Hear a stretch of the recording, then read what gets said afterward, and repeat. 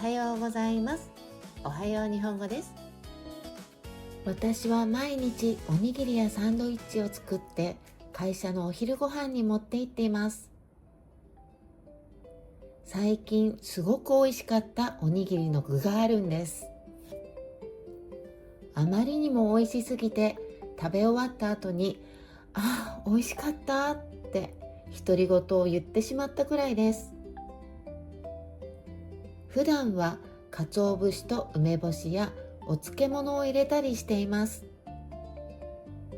その日はたまたま枝豆が家にあったので、この前熱中症になった時に体にいいと聞いた塩昆布を一緒に入れてみたんです。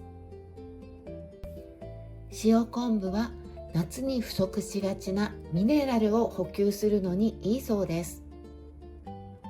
そしたらびっくりするほど美味しかったので、また来週も枝豆と塩昆布のおにぎりを持っていこうと思っています。